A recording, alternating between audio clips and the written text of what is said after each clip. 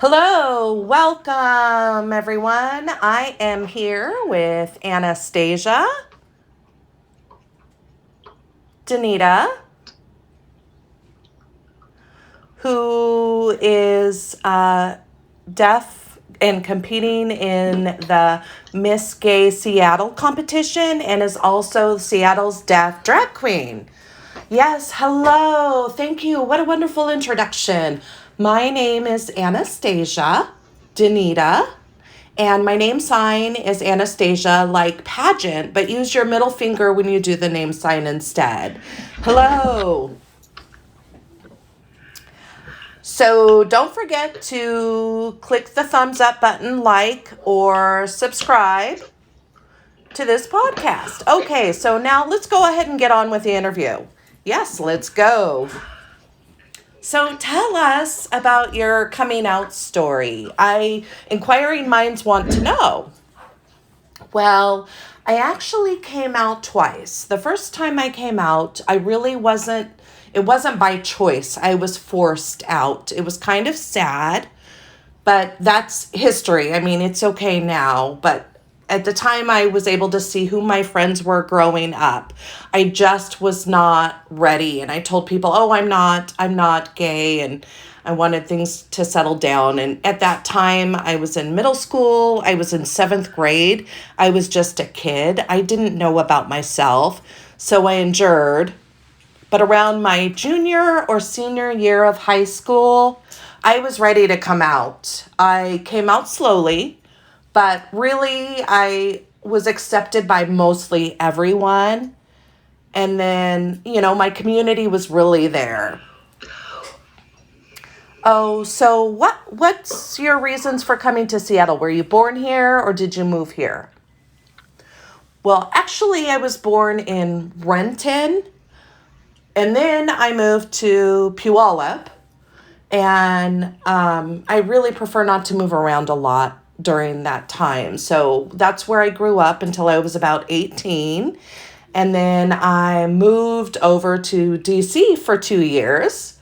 And at that time, I was going to college at Gallaudet University. That's where my drag story started back then. And then I moved back home, and I've been here ever since 2015 here in Seattle. Oh, that's really cool. So tell us about life in Seattle, being LGBTQ yourself, and also being deaf and any barriers you've had to overcome. Well, Seattle is a community that has its ups and downs.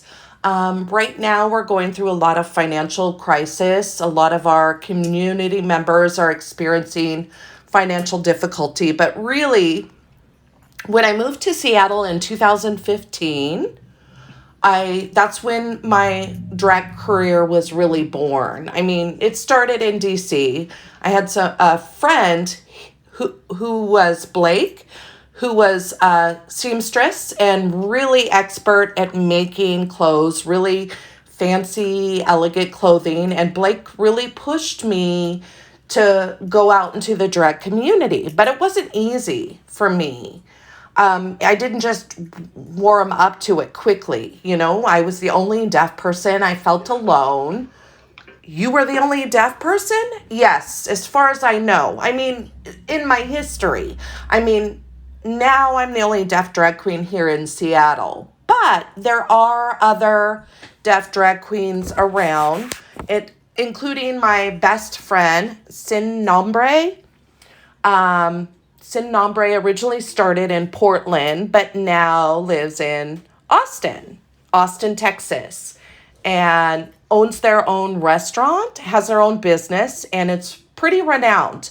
And she helped join me on my journey and help me expand with the drag community and really help push my dreams and let it become a full vision. Oh, so I want to hear about this Miss Gay Seattle pageant.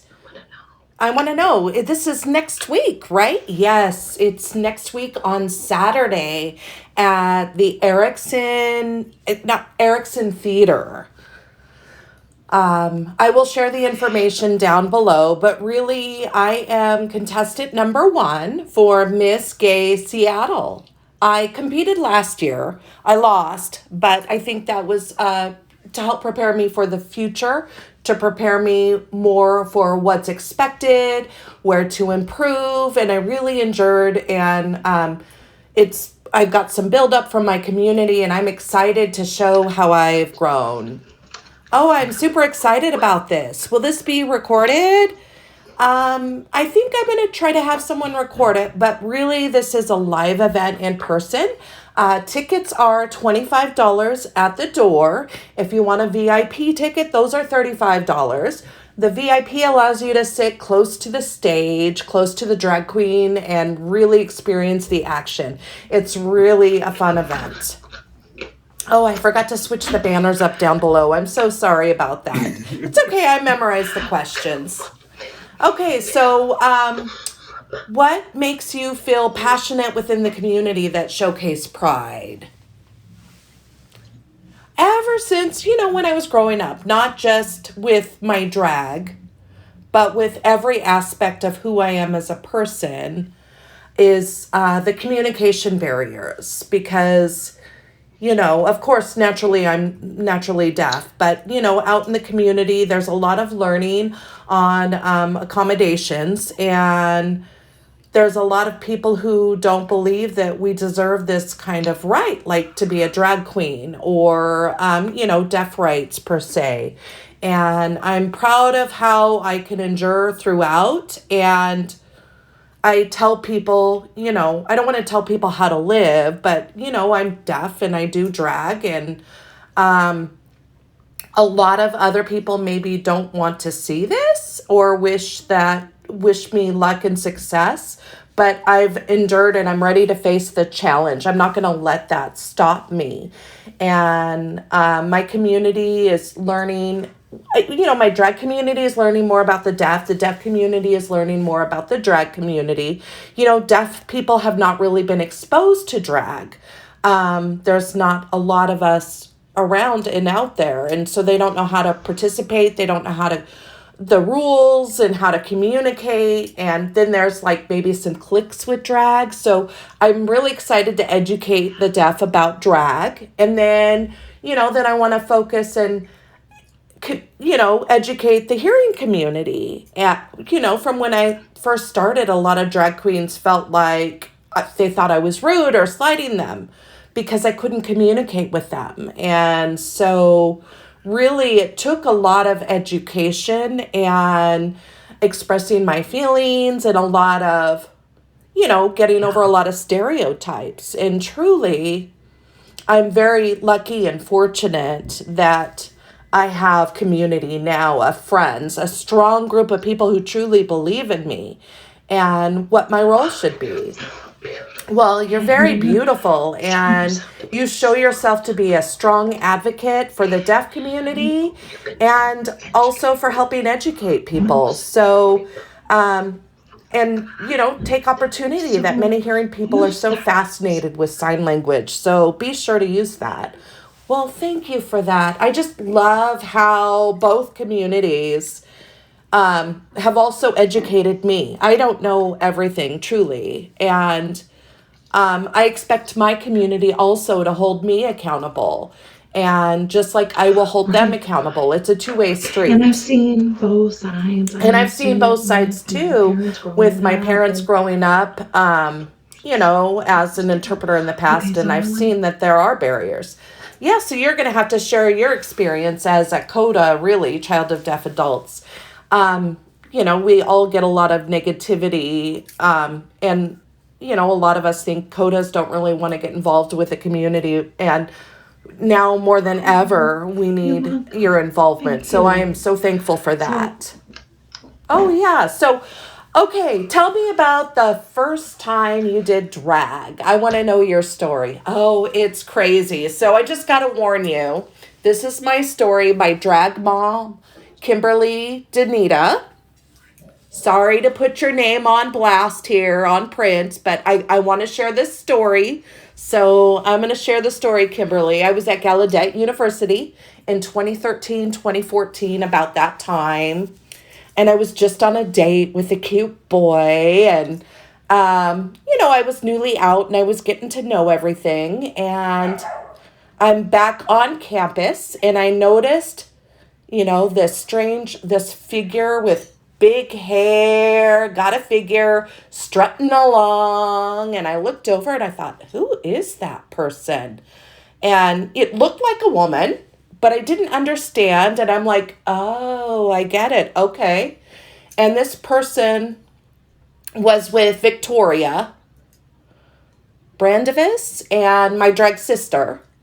And I knew them growing up. So they both introduced me to each other. And then it just clicked. And Kimberly Di'Nitta looked me up and down. And I didn't know if they thought I was rude or what. And Kimberly asked, what? Have you done drag before? Have you ever experienced this before? Excuse me, sorry, my gloves, I got to pull them up. Anyway, and I said, no, I've never done drag and wore high heels before. No, I have no desire to. I'm not interested. So later, we went our separate ways. I didn't think anything of it. I didn't expect anything to happen. I got a text from a strange number. And I thought, I didn't give him my phone number.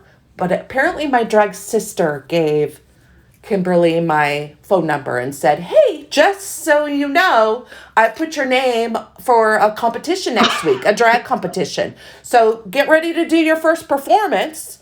And I'm like, what? And I was a little bit nervous. And I said, no, I can't do that. I can't, I've never experienced it. I'm deaf. And then I realized I was given all these excuses, but the biggest excuse was I'm deaf. So I had to look inside myself and say, hey, here I am here in college and I have any right to do anything and I can move forward. I can do drag. Just do your best. And so, I had to perform next week and I did my first song to Whitney Houston. It was I Will Always Love You. No, wait, wrong song. It was I Want to Dance with Somebody. That's right. That was the song. And that was the start of my drag career. And ever since, 2014, 2015, it picked up from there. Wow. So the group of people who brought you there, they're all hearing people? Well, my drag mom is hearing and my drag sister is hearing, both of them. And they're both interpreters. Cool. Okay. Oh, that's Okay. cool. Okay. So they were very encouraging and helped out. Yeah, I'm really fortunate to have drag family that know ASL. But my goal right now is to focus on expanding my own family and having drag kids myself that know ASL. That'll be good. Yeah. Okay, so tonight, what is the event that you're dressed up for? What's this for? Oh, I just felt like putting this on, a little bit of just to show off and do a little bit of makeup, a little bit of shopping. No, I'm just kidding. Actually, there's an event tonight. And, the deaf community, about 40% of us don't have employment. And so that means we really have, difficulty financially to experience this kind of thing. Drag's expensive. And so a lot of us in drag who love it, we who are involved typically have our own jobs and are fortunate we're self-employed or we have employment that pays really well. So my vision that I have is for the deaf community to be more involved without having to pay for it, the $20, $25 to get in. Most people feel like it's no big deal, but the deaf community, that's their food money or bill money to pay. It might be next week's living expenses. So my platform is really to help fundraise tonight for this event, for the performance, for drag. And different people are donating for this event so that people can get in no charge. And that's my fundraiser. My goal is $500, which will cover about 20 tickets for people to enter for the pageant next week. So I want more deaf people to be able to show up and go and see this event. And that's my fundraiser tonight. And we're fundraising for the pageant next week. Oh, that is really cool. I love that. You are so sweet. So, how do you know that you're in a safe and accepting environment? By looking around. Well, as a deaf person, I always visually know, I feel like I have extra scope vision from when I make it a point to look around and see what's going on. That's something a lot of deaf people really understand innately because we can't hear if somebody's behind us. Body language is another important factor in how I make sure, like when I'm in a safe environment, I look around at the people around me. And also as a gay person and as a deaf person, safety really a big factor. It's important here in Seattle. So we face a lot of crime here in Seattle and a lot of, hardships for, safety. And we've got to protect ourselves. And a lot of us choose not to, be involved and participate in different things. And so it's different for every situation. It's hard to explain. I can't pinpoint to one thing specifically or to one group, but a deaf person's perspective, this is a little bit about us. I have to make sure I'm safe. And I just don't travel alone. A lot of us I wish I could be that person, beneficial to walk down the street alone, but there's truly safety in numbers. Yes, Yeah, I see. So how does drag transform you? There's just something about the hair and high heels that just makes you feel a little bit of extra excitement. I know how drag has transformed me. It's allowed me to have that voice, per se, that wasn't really given to me as a person. So drag has, being a person in drag gives me extra respect and a second thought. It forces people to take a look at me. I'm on stage and I hold them captive. Yes, and you are beautiful. Thank you. And something I like about drag is almost like, hey, I want your attention, to make people think, oh, it's almost like clocking somebody and saying, hey, and gains their respect. And that's what drag does for me. Well, it definitely transforms Beautiful. you. We see you. You are stunning. Thank you so much Thank you so much for joining us for the interview and the podcast. And don't forget to like and subscribe to Pride Pages podcast. And thank you so much. Oh, love you all. Thank you. I look forward to the next one. See you later.